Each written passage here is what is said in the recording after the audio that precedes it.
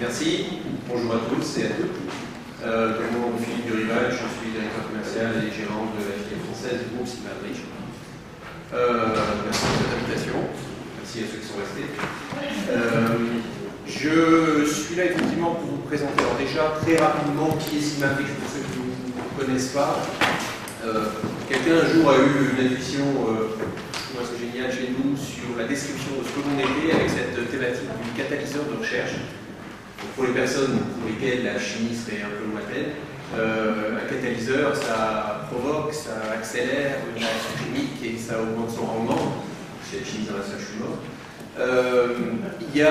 Et c'est un bon descriptif de ce qu'on essaye de faire, de notre ambition en tout cas, qui est d'aider les chercheurs des laboratoires publics et privés à améliorer, accélérer leur thématique de recherche. Alors c'est effectivement un grand groupe d'origine américaine, qui représente 2,5 milliards de dollars. C'est un fournisseur clé dans le domaine des sciences de la vie et qui vend des réactifs chimiques mais également biologiques, qui a bâti son succès sur, je crois qu'on peut le dire, c'est reconnu par nos clients, la qualité, la solidité et le service, notamment la capacité à livrer très rapidement des produits même très exotiques. C'est 1 million de clients à travers le monde, c'est 10 000 personnes. Bref, c'est une société qui est connue aussi par ses marques Sigma, Aldrich, Pepco, voire des produits qu'on distribue comme Radio par exemple, qui sont utilisés dans le contrôle de l'air.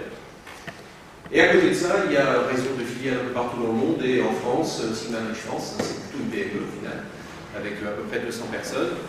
C'est une plateforme logistique qui distribue tous les clients français et les clients espagnols et c'est des structures administratives et commerciales pour cette filiale.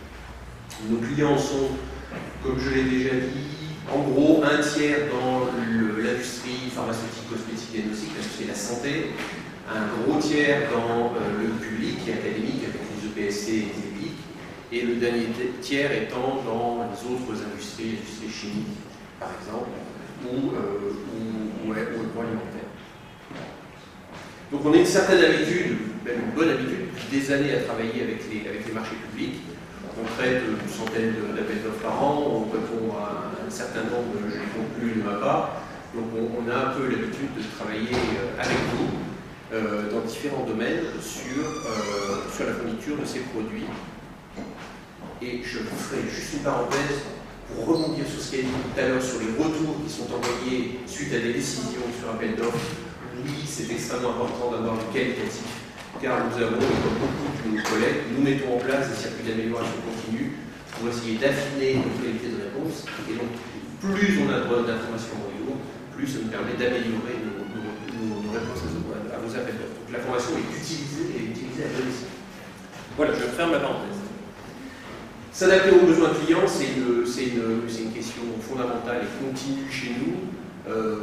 Et c'est très lié à ce qu'on a appelé le paradoxe achat qui s'est développé depuis quelques années, qui est apparu il y a 6-7 ans de manière assez pointue dans le secteur, notamment le secteur industriel, et puis qui commence à vraiment très fortement s'accélérer, qui consiste à rationaliser au maximum la base fournisseur.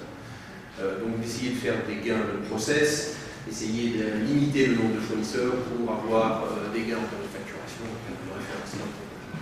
Et à côté de ça, eh bien, se pose très rapidement le problème de l'accession que peuvent avoir certaines PME assez grands groupes lorsqu'il y a des appels d'offres avec consolidation sur 3-4 fournisseurs majeurs, les petites PME, et notamment les petites PME qui apportent une innovation totalement complémentaire à ce que nous pouvons faire en tant que grosse entreprise. Ces petites entreprises sont en grande difficulté. Et les utilisateurs finaux, les chercheurs dans les laboratoires, se trouvent privés d'une source d'innovation qui leur est également extrêmement importante. Donc on a eu, et ça a commencé surtout dans l'industrie pharmaceutique et surtout sur l'angle de la chimie, on a eu des demandes assez précises il y a quelques années de clients revenant vers nous disant on a des besoins de molécules rares ou un peu exotiques qu'on trouve dans des pays à 4 coins du monde et qu'on ne trouve pas dans nos catalogues. Et est-ce que vous pouvez nous aider là-dessus, comme vous êtes chimiste, comme vous êtes logisticien, peut-être que vous pouvez nous apporter quelque chose. Donc on a mis en place un service qu'on a appelé le Chemical Sourcing, qui consiste à en gros agréger sous l'ombrelle Sigma-Aldrich toute une série d'autres sociétés, petites sociétés, un peu partout dans le monde, mais également pas mal de sociétés françaises, qui n'ont pas forcément les moyens de répondre à des marchés publics, qui n'ont pas les moyens de répondre aux exigences de ces marchés, qui ont des difficultés pour faire le screening justement de l'ensemble de ces appels d'offres, ou qui, pour des raisons de consolidation dans le marché privé, ne peuvent plus accéder à des marchés, à des utilisateurs finaux. Donc on prend dans ce cas-là, par ce service, l'ensemble du processus achat, on récupère la demande du client à l'origine, on contacte la société, soit on a le nom de la société à contacter, soit on nous demande seulement une typologie de produit et on identifie dans une base de données que nous avons dénommée innovante, nous aussi, si on appelle ça dans notre petit domaine, nous identifions des possibles partenaires qui nous permettront de répondre à la demande des utilisateurs finaux en dehors de notre scope de produit. La facturation est donc globalisée ici à riche pour le client, c'est transparent, mais il a accès à un portefeuille encore plus important que celui du client. Tout ça se fait dans le cadre d'une transaction qui est gré à gré, donc c'est à la demande du client ponctuellement et peut aussi se décliner dans le cadre d'un contrat qui est beaucoup plus global. On a à peu près 7 années maintenant d'expérience sur ce service. On voit que cette demande augmente de manière extrêmement sensible depuis quelques temps, justement par la consolidation qui s'accélère et la nécessité de faire des gains, des économies en termes de process, et non plus seulement sur les produits eux-mêmes. Ça permet aussi d'avoir beaucoup plus de choix et de satisfaire l'utilisateur, notamment en recherche. On sait que c'est extrêmement important pour maintenir l'innovation. Et puis on en est arrivé maintenant à étendre, on est parti de la chimie, de ce qu'on savait faire en chimie, on l'a étendu à la biologie, ainsi qu'à certains consommables de laboratoire.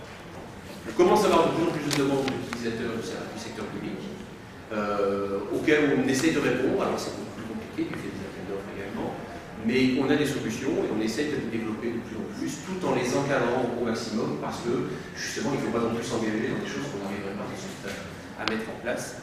Donc le processus et la définition du processus d'achat et de liaison avec les services achats aussi est extrêmement important.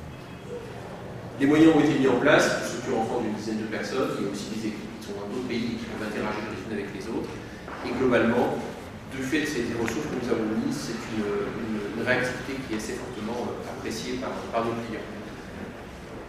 Au moins aussi important, le point de vue des PME, le retour qu'on peut avoir sur ces partenaires que nous avons avec lesquels nous travaillons depuis quelques temps.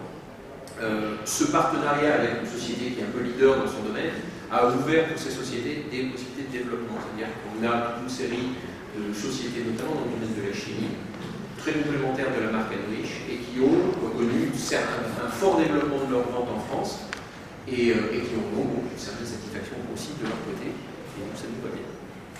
L'accessibilité à des marchés d'abord complexes, c'est pas forcément facile dans les appels d'offres, qu'ils soient publics ou qu'ils soient privés, parce que les appels d'offres privés sont de plus en plus complexes, eux aussi on nous demande de plus en plus de choses.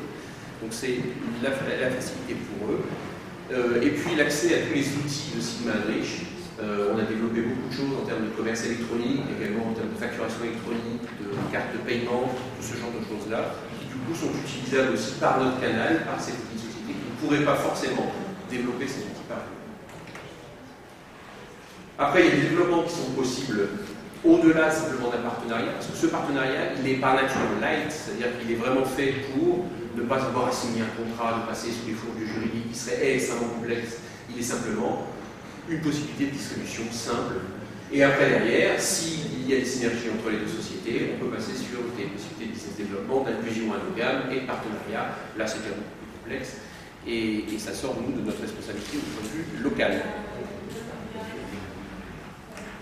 Et puis, l'autre possibilité aussi, c'est sur des produits qui sont commandés de manière récurrente par nos clients, l'inclusion dans nos systèmes SAP qui permet de rentrer sur du commerce direct et de répondre du coup là aussi proactivement à des appels d'offres en incluant des sociétés qui sont déjà référencées chez nous.